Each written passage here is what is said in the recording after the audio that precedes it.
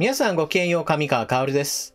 今回取り上げる話題は、河野防衛大臣と、そしてお隣の国の国防相との会談について取り上げていきます。日韓の間に様々な問題があるわけですが、今注目されているのは GSOMIA の完全終了です。GSOMIA の完全終了は23日午前0時、日本とお隣の国においては時差はありません。ですからこの時間までに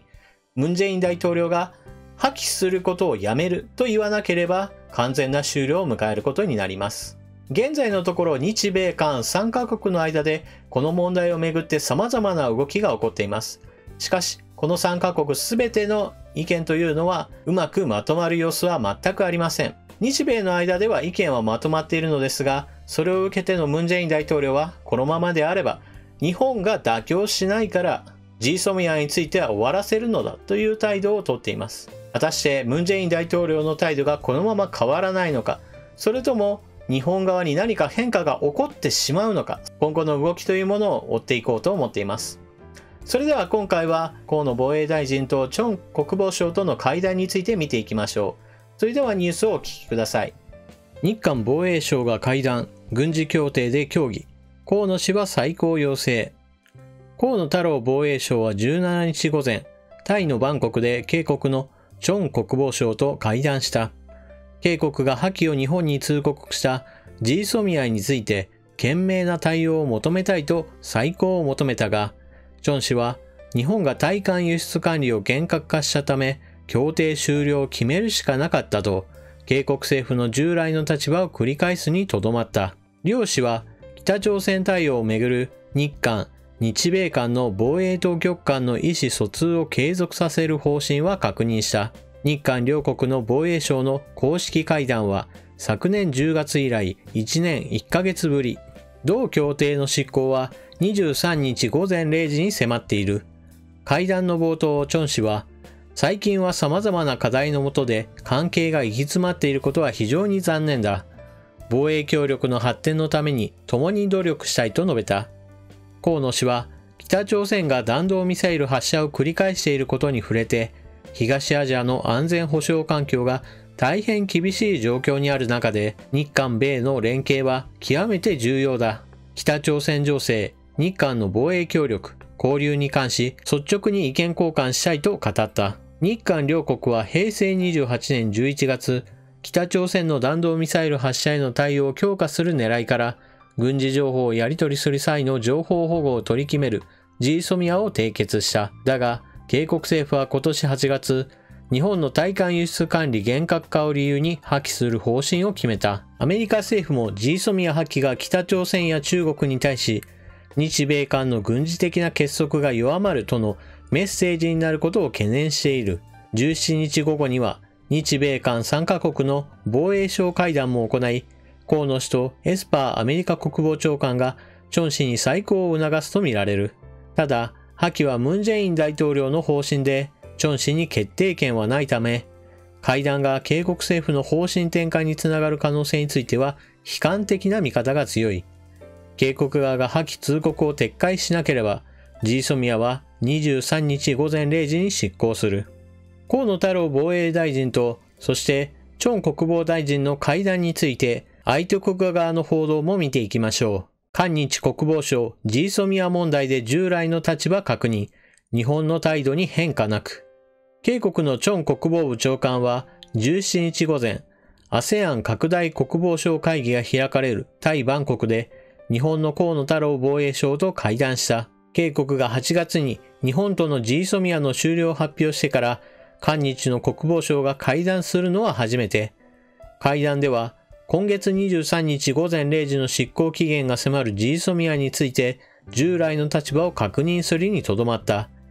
期限までに別の当局間の高官級会談が開かれ、糸口を見つけられなければ、GSOMIA はこのまま執行する。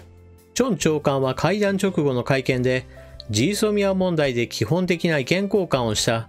重要なのは国防分野の話より、外交的に解決すべきものが多いだけに、外交的に解決できるよう努力してほしいと求めたと話した。河野防衛相は GSOMIA の維持を求める日本側の立場を示したという。これに対し、チョン長官は6月までは延長するというのが警告の立場だった。その後、日本が安全保障上の理由で警告向けの輸出規制を強化したことで、警告は GSOMIA の終了を決定せざるを得なかったと説明したという。チョン長官は日本の態度変化を予想できるかとの質問に、現時点で申し上げる言葉はないと述べた。今回の会談で日本の態度変化がなかったことを意味するとみられる。今回の会談からわかることは何ですかと聞かれたら、答えは簡単、一つだけです。それは日韓の主張というものに全く変化がないということを改めて会って確認したということです。お互い外務省などは通じずに直接面と向かって話し合った上で、お互いの主張というものが平行線ですねというのを完全に確認したというわけです。ですから今回の河野大臣の仕事としては、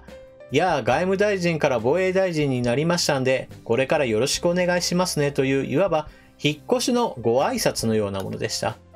そもそも河野防衛大臣にしてみれば、政府が全く主張を変えておらず、あくまでも態度を改めるべきはあなたですよという主張を繰り返すだけなので、今日の会談というものは非常に簡単だったでしょう。一方、チョン大臣にしてみても、ムン・ジェイン大統領としては日本側が態度を改めない限り、この GSOMIA の破棄というものについては決定事項だとしているので、会う前からお互いの意見が完全に分かれるなというのは分かっていたはずです。そういった意味において、今回の会談というのは、日韓の間の関係というものが全く変化していないんだな。日本側が何かアメリカから圧力を受けたわけではないんだなということが確認できました。なぜそのようなことを言うかといえば、この前日にムン・ジェイン大統領はエスパー国防長官と会って、日本側の方が悪いというような趣旨を述べて、なんとかアメリカさん、日本を動かしてくださいよというような話をしているからです。しかし、翌日、この会談が行われたことによって、